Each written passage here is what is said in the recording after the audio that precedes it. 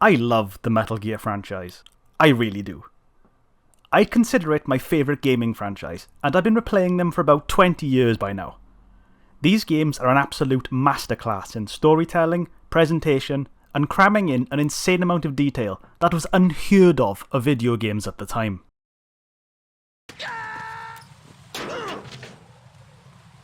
Though I love these games, until recently I'd never actually played any of them on a difficulty higher than normal. I'd never really felt the urge to push myself further anywhere beyond the standard playthrough. That all changed with the release of the Metal Gear Solid Master Collection. For a bit of context, back in 2011 we got the Metal Gear Solid HD Collection, which included MGS2, MGS3 and Peace Walker, all with their own trophy lists. I guess MGS1 was too smelly. I used to be someone who really enjoyed getting platinum trophies, as long as they weren't overly painful. So, I did MGS3 and Peace Walker, because they were easy. In fact, I did MGS3 twice, with the second time being on the Vita. Those frogs on the bike chase were awful, by the way. The trophy list for MGS2 was far more daunting, because it was the only one that required you to basically finish the game on the hardest difficulty, to get all the dog tags, and to also finish every VR mission. I just did not want to do that. I'm not going in! No, Charlie, I'm not going in! Fast forward to 2023 and we get the Metal Gear Solid Master Collection Volume 1, which got rid of Peace Walker and put MGS1 in there. 2 and 3 of course had trophy support, but now 1 did too. For the first time ever, every mainline Metal Gear Solid game had a platinum trophy you could earn if you so desired. I took a gander at the new trophy lists to see what I had to do, expecting 2 and 3 to have exactly the same trophy lists as before. Well, they were more or less the same, but with 2 key differences. MGS2 and MGS3 now both required you to get the highest possible rank. Now, what do these ranks entail, you may ask? Well, sit down and I'll tell you. I'll start with MGS3. Trust me, there's a reason for this. You must beat the game on extreme difficulty in under 5 hours. You cannot kill anybody, you cannot get any alerts, you can't die and hit continue, you can't use any healing items, and you must take less than 10 bars of damage to your health. This was quite easy actually. Okay, maybe not easy, but considering I'd already played Snake Eater like a bajillion times, I already know where I was going, how to beat the bosses, and where to find all the goodies that make the game easier. The guards all have better vision, but when you have 95% camo, you can just sneak past them anyway. The only truly difficult thing about this run was the bosses, especially the Fury. He stinks and I don't like him. Now, let's look at Metal Gear Solid 2's big boss rank. Are you still sitting down? Well, if you're not, then sit back down for this. You must finish Metal Gear Solid 2 Sons of Liberty in under 3 hours, with no kills or alerts, no rations used, taking less than 500 damage, with less than 700 shot fired, and finally, you must do all of this with 8 saves or less. Now, those first 2 requirements aren't so bad. They're the usual suspects, what you'd expect from the series. Metal Gear Solid 2 isn't a long game, so the time wouldn't really be an issue here. No alerts or kills is simple if you're sneaky enough, and the damage and ration requirements just mean that you need to learn the boss fights well enough to do them without taking too many ouchies. The rest of the list though? The shots fired requirement sounds like a lot. I mean, 700? I'd never hit that. Well, it can really creep up on you.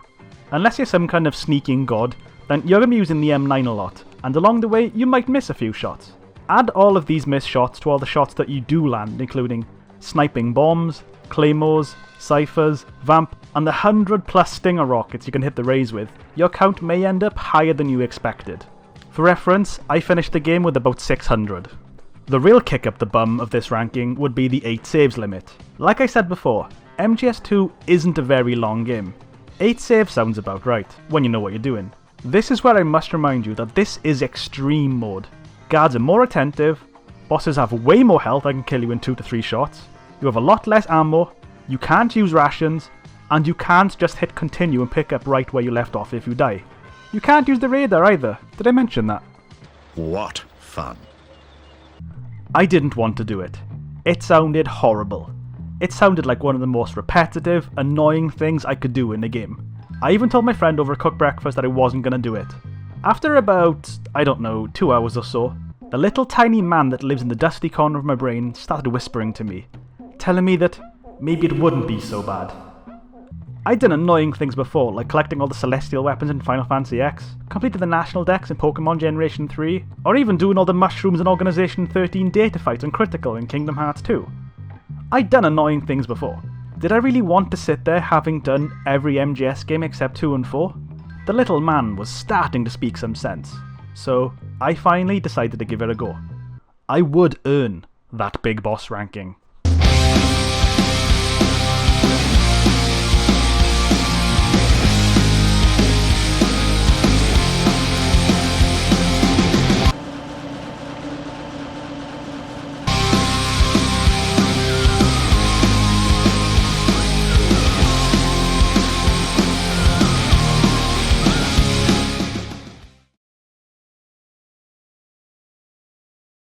Before I kick off the video proper, let's go over some setup and explain some things. First, I used some guides for this. These ones specifically. I tried to do as much as I could myself, but there were times when I just had to resort to following them. They were immensely helpful when I needed them, and I have to give a lot of gratitude to these guys. You see that there? No alerts? Well, that's not as bad as you might think. Getting an alert is still bad because it means I have to restart. But what exactly counts as an alert isn't exactly what you might think. When a guard spots you, he does the whole thing. In the other MGS games, this would be an alert, and as soon as you see this, you're buggered. Thankfully in MGS2, this does not count as an immediate alert. When a guard spots you, they tend to scurry away and hide, and then whip out their little radio and contact HQ, and report that they've seen a dodgy guy hanging about. If they're able to do this, only then will that alert count. If you're able to take the guy out or quickly leave the area before you can do this, then you won't get an alert, and your counter will stay at a nice comfortable 0. This meant that I could get through some areas at a nice brisk pace by simply rolling into an enemy to knock him out for a second, and then be out of there before he even knew what was happening. There were times where I could even run straight past people and they'd see me, but it was totally cool because I'd already be out the door. That is very nice, thank you MGS2. The game over screen in Big Shell actually displays your stats when you die. I used to think it was all just gibberish, but it actually shows you everything you need to keep track of in order to make sure you get the shiny big boss emblem. With this handy screen, there's not really any chance of making your way all the way to the end, and then finding out that you made an oopsie somewhere along the way without realising. And since I was going to be seeing this screen a lot, I had a good sense of how I was doing. Because of the no continues requirement, I would have to exit the game and go back to the main menu every time I died. It doesn't take super long to get back into the game, but on the parts where I was really struggling, this really started to grate on me, especially in the tanker, but we'll get there soon. I had a plan for my 8 saves that would be spread throughout the game at key points, where I felt like they would be needed. They were as follows: the start of Big Shell, before Fatman, after Fatman, before the Harrier, before Vamp, the start of Arsenal Gear, before Metal Gear Ray, and finally before Solidus. This seemed like a good idea at the time. Some of these had a reasonable amount of gameplay between them, so cocking up meant having to potentially replay quite a bit. But it should be fine, right? Yeah, I'm sure it'll all be fine. With my goal clear in my head, I went for it. I started Extreme. Metal Gear Solid 2 begins with the tanker chapter, which has Snake sneaking around a big old boat. After stopping outside to admire that impressive early PS2 rain, I headed inside the ship. I'm gonna fast forward a bit here, but basically, after many runs through this first section, I got the route down to an almost exact science. Because I had no radar, my only way of knowing the positions of enemy guards was to actually peek at them and then wiggle around behind them when they had their backs turned. It wasn't just guards that were a problem though, there were cameras too, and there was this one particular camera right here that required a really precise roll to get past it. Sneaking through the tanker wasn't that difficult, but perhaps I'm only saying that because of how many times I had to do it. So by the time I finished it, I could probably do it in my sleep. After a successful infiltration of the ship's bridge, the game's first boss finally confronted me, Olga Galukovich. As per Metal Gear Solid tradition, the first boss fight of the game is a straight up good old fashioned shootout. The MGS2 bosses, with one exception, follow a nice pattern that can be learned, and in some instances, exploited. Oh, we'll be doing plenty of that. If you don't really want to fight Olga the old-fashioned way, there's a very useful cheese method that allows her to be manipulated into standing in a very specific position where she can simply be shot over and over and over again without being able to retaliate once. You just crouch behind this little box and shoot her in the leg. For some reason, this just makes her AI flip out, and you can spend the rest of the boss fight right here. Though this method is handy at beating her without too much trouble, it is worth mentioning that it does require you to crouch in a very specific spot in the arena and aim at her through a gap quickly. If you can't get yourself to the exact spot and pop her in a short space of time, then she'll just lob a grenade at you. The fight features short, unskippable cutscenes of Olga talking to Snake as they clash, and I had to hear these again and again. Yes, Olga, I am very aware of the fact that you grew up on the battlefield and conflict and victory with your parents. I know. Defeating Olga allows you to do the second half of the tanker, which involves sneaking back about half of the way you came and then descending into the engine room. None of this was really difficult, except this one guy where you gotta be quite careful shooting him and doing it before Snake sneezes. Here I'll remind you that my first planned save was a big shell, with no saves on the ship at all. My precious 8 saves were reserved for the spot on the big shell where I would really need them, so the whole boat had to be done in one go. This meant that every time I failed, not only would I have to beat Olga again, but I would have to go back to the main menu and go through the process of starting a new game, choosing the difficulty, setting all my details, and then skipping through all the intro sequences. Sounds like a pain, right? Yeah, it does. There's this one part where you need to defuse a corridor full of bombs by shooting the control units, and it scared me a little bit because after a few seconds there's this guard that walks into the room on his patrol. I didn't have a suppressor for my handgun, but luckily the guard must have been deaf or something because he didn't hear shit. I defused the bombs and went deeper into the tanker. As Snake makes his way through the corridors after the engine room, he's ambushed by a group of guards and the forced combat section begins. Because this is extreme difficulty, bullets really hurt, and this encounter involves many of them being fired in a tightly enclosed space. This section of the game is known as the Guard Rush, and it's probably the first real challenge that the game has, not counting Olga when the cheese doesn't work. You need some serious skill in quickly aiming, shooting and ducking behind cover while being peppered with shots from the guards, and as expected I died here multiple times.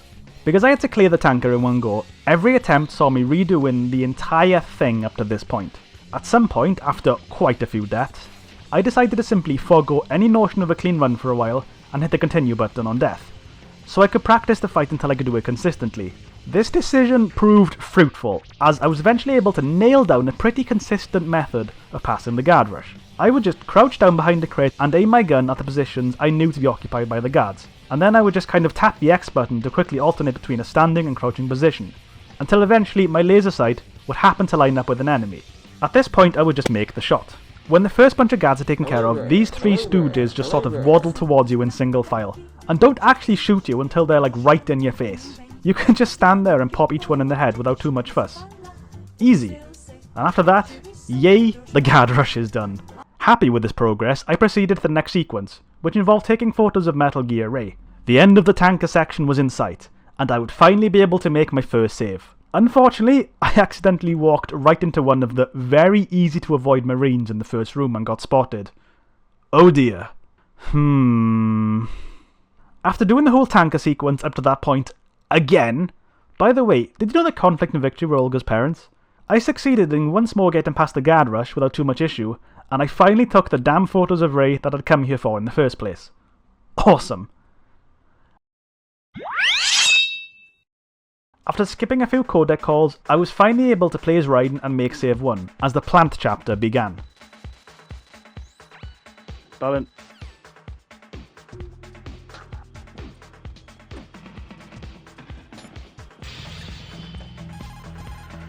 What's up? Oh, okay, my first save. My first save. It took me 15 minutes to do the tanker. Goodbye ship. Hello Big Shell. After skipping a few cutscenes and codec calls, I breathed a sigh of relief. I was finally playing as Raiden, and I could finally make my first save at the start of Big Shell. However, that sigh of relief would eventually turn into a different sigh. A sigh of sadness. A sigh of woe. A sigh of, I'm tired, and this is an actual sigh.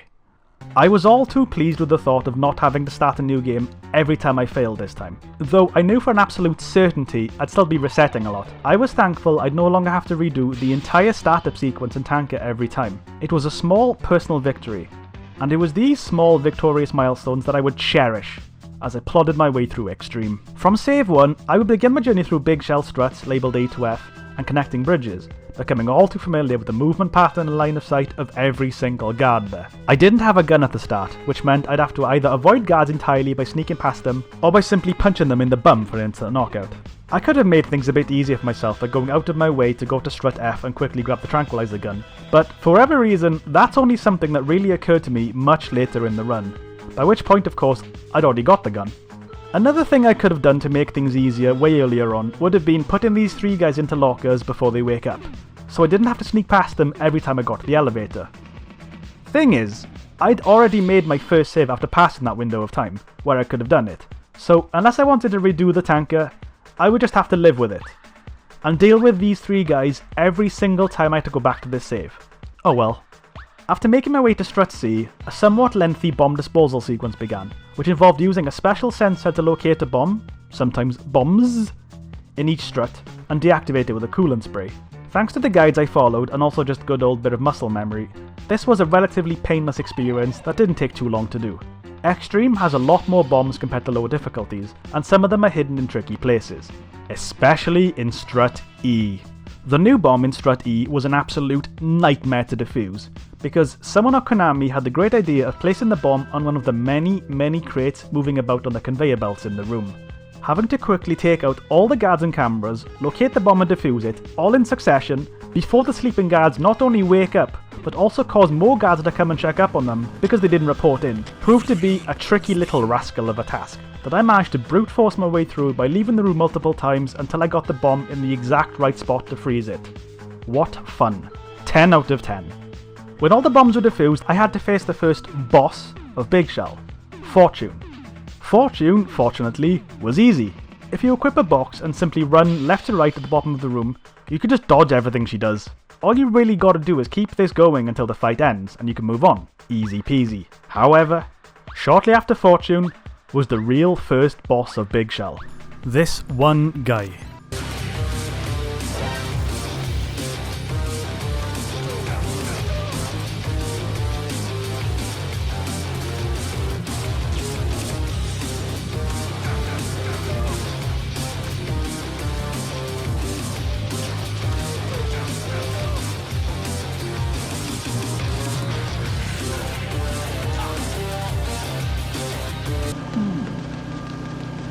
Oh, clutch! Clutch!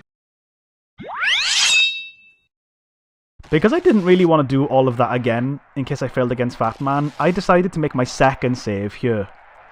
Most bosses of Metal Gear Solid 2 tend to have a pattern you can learn, and then work with, so you know exactly what to do. Fatman feels like the exact opposite of what I just described, and it's the randomness of this encounter that makes him difficult. He's a fat, bald man, who likes gliding around on roller skates. Hey, baldy. Baldy bouncer. Leave it. Baldy, baldy. Baldy. Baldy, baldy, baldy. Leave it!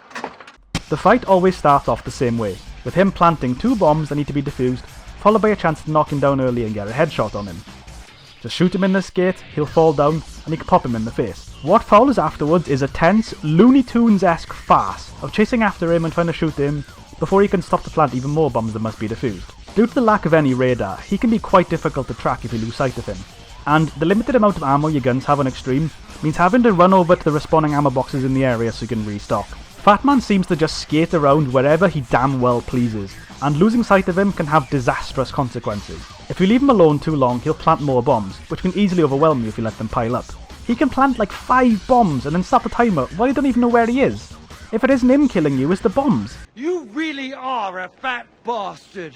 While I wouldn't describe this fight as easy, because really it wasn't, I didn't spend as long on it as I thought I might have, which I'll just chalk up to having an incredibly lucky run, where I managed to keep up with him and his route took him right past the ammo boxes so I could keep up the pressure and eventually take him down. The thought of having to beat him again did not particularly entice me, so I decided to make save 3 right here, following my victory. I had 5 saves left, and I had inched ever so closer to the end. I could do it.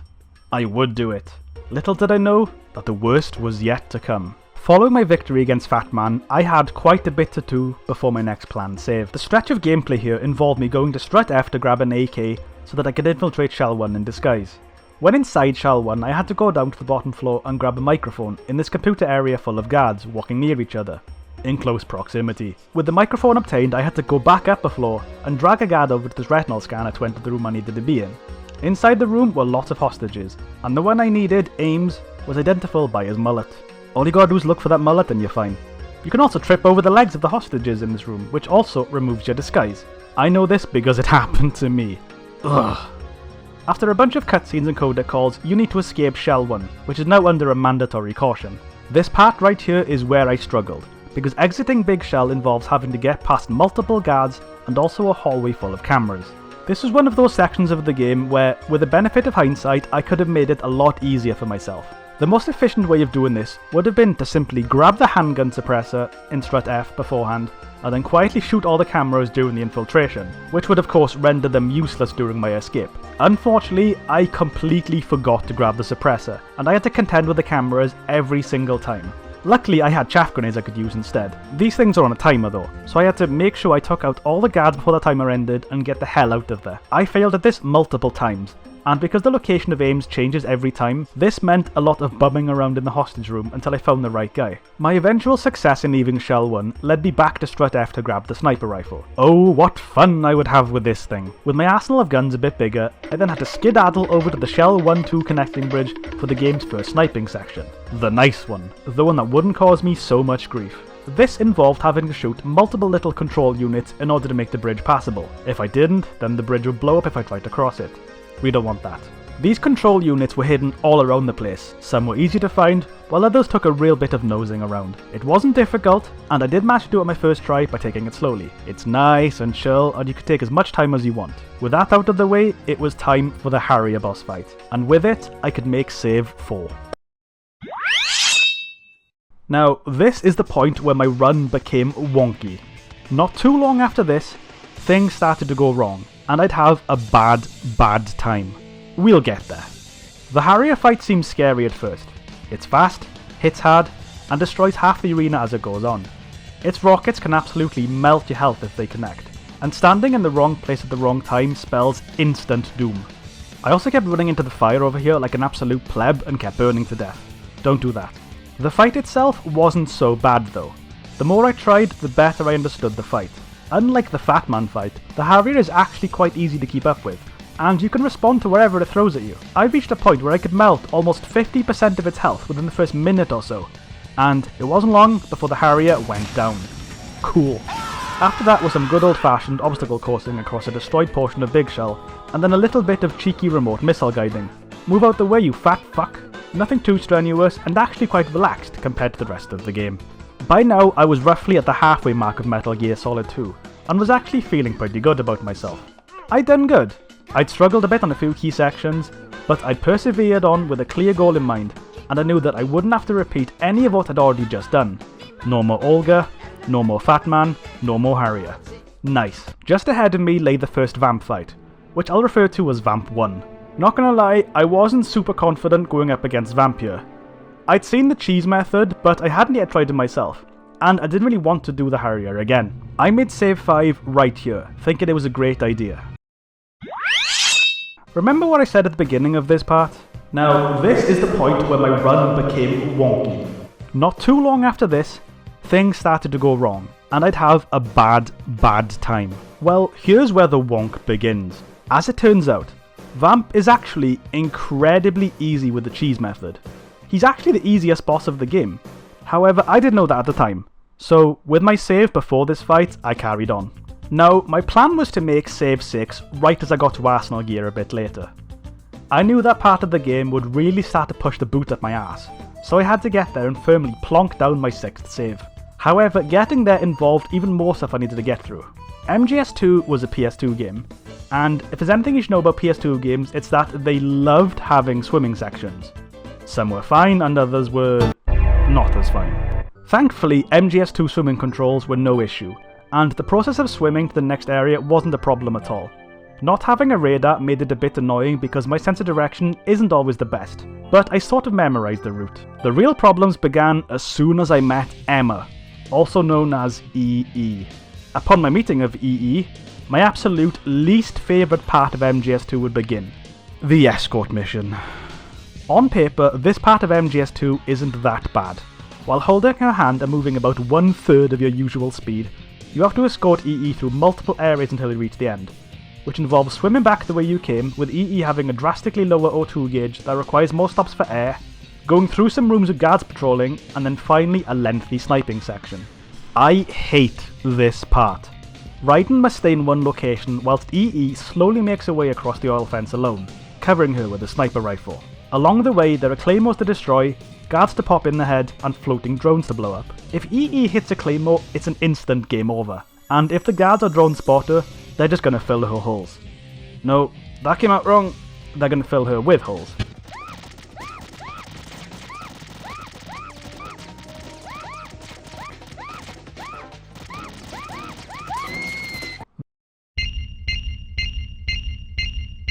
The section boils down to watching EE as she makes her way to the end, immediately taking care of any threats that pop up along the way. After a while, this does become easier and more methodical, because you'll know when the guards appear and from where. The problem here is that I absolutely cannot stand the sniping in MGS2. I didn't like it that much in MGS1 either. Whilst looking through the scope, you can use either the D-pad or the stick to look around, but the movement here just doesn't feel smooth. It seems like every time you try to gently nudge the scope in another... It seems like every time you try to gently nudge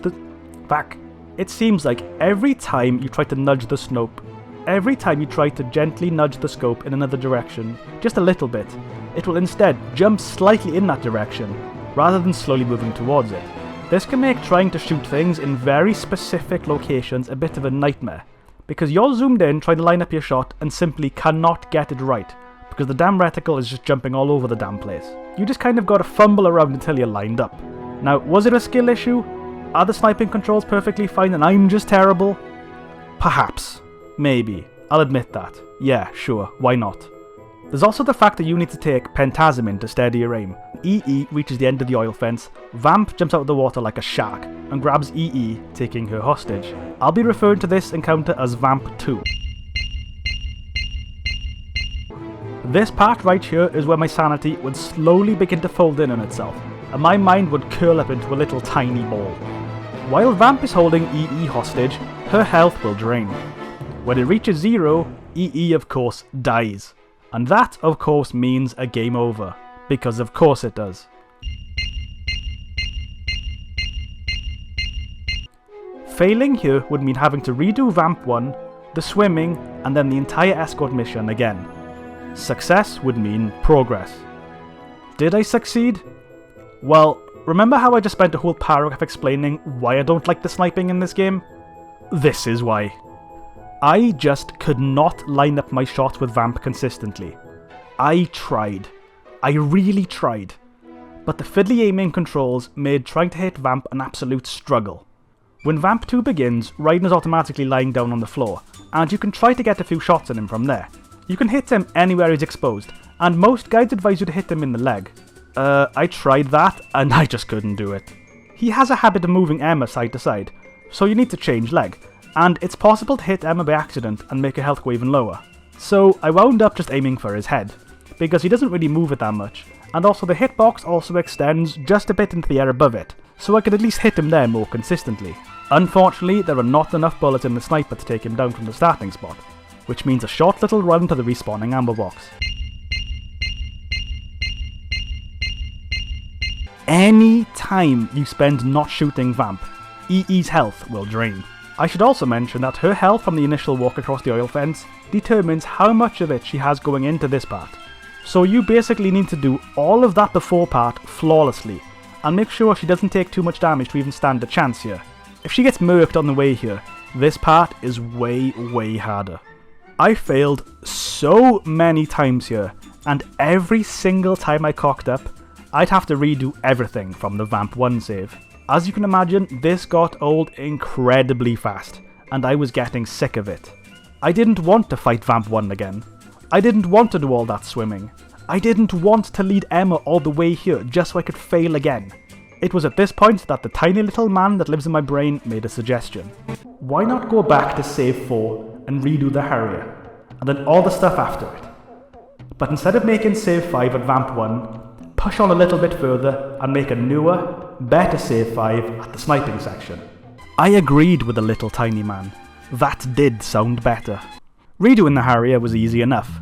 I knew what I was doing, and within half an hour or so, I'd made my new, shiny, far better save 5 right at the sniping section.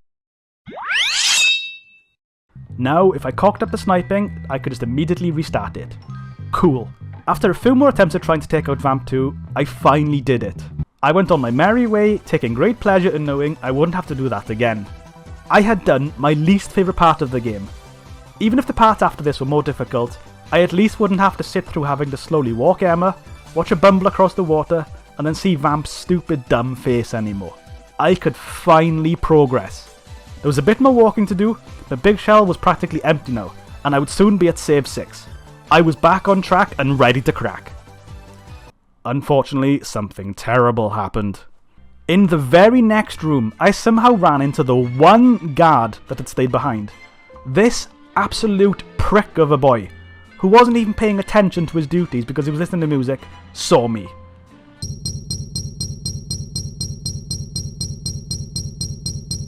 I had no intention whatsoever of redoing Vamp 2, so I made an emergency panic save right here, creating save 6 a bit earlier than intended. This meant that I'd have to do the next part with a little bit extra on top, like adding crisps to your ham sandwich. It was fine. It would be fine, right? Yeah, it'd be fine. The tiny man inside my head put his hand on my shoulder, in my head. And then I realised what I would have to do. Knowing the potential misery that lay ahead with an Arsenal gear, I was hit with the sad realisation that I would have to beat Vamp 2 again. Save 5 was still intact, so it wasn't like I'd have to do the entire giant trek through Shell 2 again. But the thought of redoing the sniping section was just not a good thought. So I sucked up all the bad juju and did it again, and finally made it to Arsenal gear, making a much better save 6 this time. I was going to kick MGS2 in the balls. The end was in sight. Arsenal gear contains the game's pivotal moments, the absolute mind-fuckery that's still talked about to this day. It's all great stuff. I was in a rush though, so I just skipped through everything. One minor but very positive gameplay advancement from MGS1 to MGS2 was that you can skip through an entire coda conversation by just pushing triangle once, which skims through all the dialogue quickly. Back in MGS1, you had to mash the X button to get through them, but I guess someone in Konami noticed that the calls in 2 can go on for a bit of a while, so they added this feature in. Cool and thank you. I used it a lot. It's like our way of giving back something to the fans, you know what I mean? Like, that's why. As for the gameplay of this particular section, I basically had to sneak around, bollock naked, past some guards, like I was streaking through Blackpool or something, and then run up and down a corridor skipping through more weird codec calls. Eventually Snake shows up to give you your clothes back and also a sword. Cool. Following that is about a minute of waiting, which can be used to practice your sword, and then it's the Tengu fight. The Tengu fight was hard. It's split into 2 sections, known as Tengu 1 and Tengu 2. Raiden and Snake finally team up to take on what feels like an entire army of heavily armoured high-tech soldiers known as the Arsenal Tengus. They also look really cool. Even with the body armour equipped, which is actually missable by the way, Raiden still takes a lot of damage, and being absolutely swarmed by soldiers armed with machine guns and swords means you should be prepared to eat shit. I did eat shit. Lots of shit. Okay, in that circumstance, maybe you got there a little bit faster. But if I... Okay. I got you again. What if I zigzag like this? Fortunately, both Tengu 1 and Tengu 2 have exploits that you can perform in order to skip large portions of them. The Tengu 1 skip involves running to the exit of the room, which isn't normally supposed to open yet, and performing some bullshit that clips you straight to the door and straight into Tengu 2. The problem is there's a lot of Tengus between you and that door. The most effective method is just to lob all of your stun grenades, but these need to be thrown at very precise, specific places to work properly. If you were to make it this far without any stun grenades, then you're fucked. Naturally, I died a lot attempting this skip, and each failure meant having to redo the naked part and sword tutorial again and again and again. I had to do it so many times that I can see Raiden's nipples when I close my eyes. On a few occasions I did manage to make it through into Tengu 2, but I could not pull the skips in here at all. One method involves dragging a guard into a corner, and the other involves knocking Snake out and spraying people with the coolant. I could not do this properly. So I resolve to putting on my big boy pyjamas and completing it legitimately. After a few more attempts, and by a few I mean a lot, the tiny man inside my brain asked me to come and sit down with him. He poured me a drink and offered me a cigar, told me to kick back and relax a little, take the load off. After a short while, he sat down too, and looked me in the eye and sighed. He took a deep breath and made another suggestion. It was an uncomfortable notion, something I really didn't want to do, but with every passing failure, it seemed more and more likely to help ease my pain and nudge me further on my path to eventual success. What the tiny little man in my head suggested was that I would have to redo Vamp 2. I didn't want to do the sniping part again, and after having already beaten him twice, I really didn't. The thought of doing that again made me sick. It sucked. Not a single part of my soul wished to revisit Vamp 2 anytime soon, but the Tengu's proving to be such a roadblock that I honestly began to seriously consider it. If I could beat Vamp 2 again, make it to Arsenal gear, do the naked part, and make a better save 6 at the start of Tengu 1, then any further attempts at the Tengu fight would at least let me jump straight back into it. So I went back and did Vamp 2. Again. For the third time. I actually beat him on my first attempt this time, which was nice. Very nice. I was well on my way to getting that cushy save 6 that I so desperately desired, and all seemed well. Things were back on track, and I was happy again. All was right. That is until I got to the naked part and got spotted.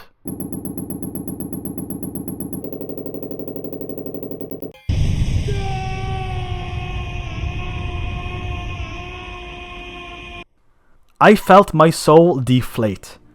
At this point, I needed a break. I was going to give up for a little while.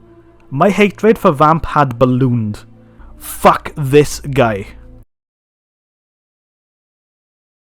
ボスとかタラとかレバとか、そんな思いに惑わされんな。自分が選んだ一つのことが、お前の宇宙の真実だ。ああ、そうだな。 If I wanted to push forward with my goal, I would have to beat Vamp 2 a 4th time. People say this fight is easy. They say it's not hard at all. I am not one of those people, and by the time I'd popped Vamp in the head for the 4th and hopefully final time, I was really feeling the pressure. I did not wish to do it again. And so it was with incredibly clenched ass cheeks, I successfully made it back to Tengu 1 in one go, and saved the game so fast it would make the unholy offspring of Sonic and the Flash blush. I finally had my ultimate, definitive, proper save 6. I had 3 fights left in the game. I had to lock in and see it through. I needed to activate gamer mode. I would earn that big boss rank. Placing save 6 at the start of Tengu 1 definitely proved to be the ultimately right choice. Though I was still dying a lot, and I really do mean a lot, being able to just immediately throw myself back into the action was awesome. If I died, I'd be right back in about 30 seconds, compared to the 3 or so minutes I was having to do before. Eventually, through sheer repetition and muscle memory, I was able to somewhat consistently do the Tengu 1 skip and make it through the door. But Tengu 2 still proved to be an issue, so I had to knuckle down and do it the old-fashioned way. I know what I've been told, but the wishes of the people can't be controlled. I know what I've been told, but the wishes of the people can't be controlled.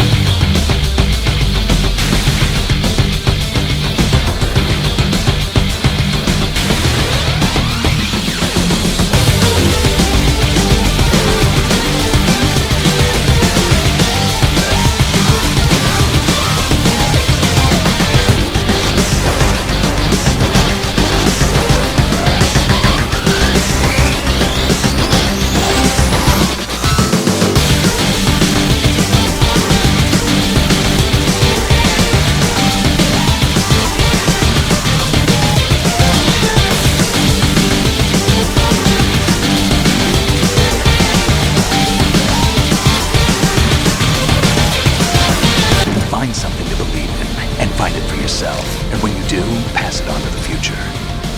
Believe in what? That's your problem. Hey, what's going on, man? Ready to play? My heart.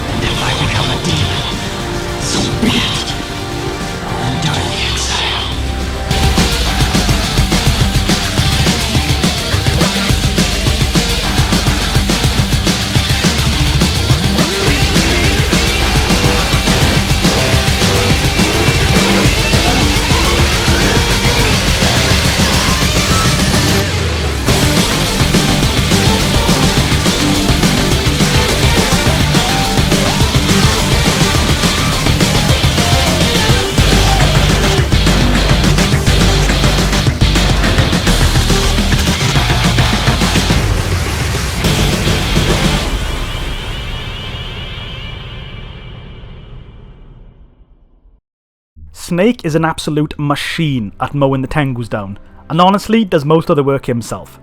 So all I really had to do was run around the room holding my sword while blocking, occasionally taking out any enemies that Snake had yet to kill. Mainly the guys with guns, because yeah, they can melt Snake's health. Here is where I'm going to mention that MGS2 has a bleeding mechanic, where your health will continuously decline after it reaches a certain threshold. When it's orange, you're bleeding. The way to stop the bleeding is to either use a bandage or simply to crouch down. This will not only stop the bleeding, but also restore your health up to a certain point. It won't completely heal you, but it can mean the difference between failure and success if you can spare a moment during a fight to recover. I used this a lot here. I pushed on through Tengu 2, and after what felt like an absolute eternity, the screen faded to black, and then the next cutscene played. This is on a timer, by the way, so all you've really got to do is survive. I'd been stuck on the Tengu encounter all day, and making it this far had awakened the warrior spirit within me. I hadn't finished the game yet, but I'd got past the Tengus. Just 2 bosses to go now. I was about to make save 7, and the end was in sight. Try to reach inside of me, try to drain my energy. Let me show you just what I'm made of now. Save 7 was the Metal Gear Ray fight. I'd heard plenty of stories about this boss. I'd heard how difficult it was. I'd heard of how it was this grueling encounter that truly pushed the player to their limits. This boss tasks you with destroying 20 Metal Gear Rays, which lasts about 10 or so minutes. Since these buggers can one-shot you if you're not careful, this means having to maintain a very high level of concentration throughout the entire fight. One single slip-up can doom the attempt, wasting minutes of progress, so there was no room for error. Funnily enough though, despite the tales of terror that had led me to expect the worst, I didn't find it that bad. Now, I'm not saying the fight was easy, and I still died a fair few times, but I did gain a greater grasp of how the rays worked. It was just a case of fighting one on the platform, quickly shooting them in the leg and then the head with a stinger missile, baiting out the attacks that are honestly easy to avoid except the knee missiles, and then repeating step 1, dodging whatever the 2 rays bumming around in the background might throw at you, and then basically just doing all of that until you get 20 of them. It seems like a lot, and it is. But at some point in my attempts, I entered some sort of zen-like state, where I could easily anticipate and react to everything they threw at me, and then absolutely demolish them with a stinger.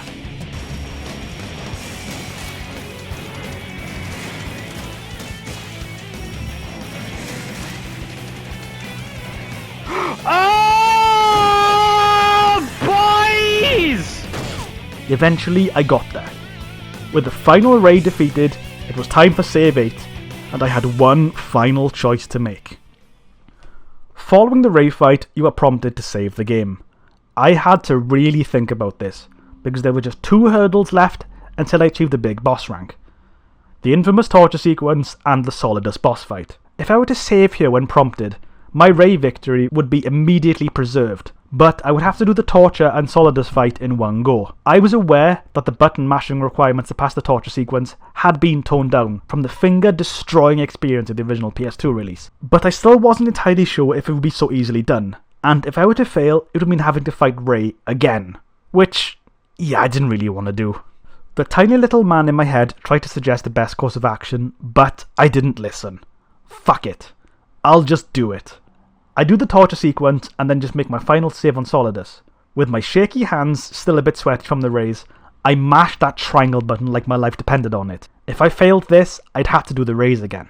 It didn't take long to realise that, yeah, it was a lot easier than it used to be, and I did it quickly. I guess they realised it was just way too obscenely hard originally. After skipping the following cutscenes, I finally made it to Solidus, the final boss.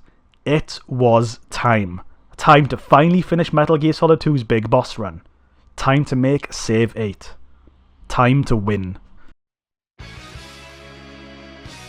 Solidus was intimidating. He has a few different attacks and the fight is split into 2 phases. Phase 1 lets him attack with his tentacles, using them to either flop around or fire rockets towards me. That were a bit annoying to avoid. In addition, he can zip around the rooftop, leaving a fire trail behind him. That can easily burn Raiden, and leave him with a burn that drains health until it's put out. Unfortunately, your health does not recover after the previous torture sequence, so whatever health you had left over is carried into the Solidus fight. I was fortunate enough to have enough health left that allowed me to take about 2 hits before dying. But also, there was that crouch healing method I mentioned earlier, which can come in useful if you get a chance to heal. There is a cheese method that lets you easily hit him after dangling off the roof, and I used this a few times. After taking enough damage, the second phase of the fight begins, where Solidus sheds his silly tentacles and becomes a lot more aggressive with his physical attacks. This looks terrifying, but, like with the Ray fight just before it, something sort of just clicked in my brain. This was the final part of my big boss run, and I was locked in with the motivation driving me to win. I was gonna do this. My successful run saw me absolutely dunking on him with no error, and when I cut off that last little bit of his health bar, I was ecstatic.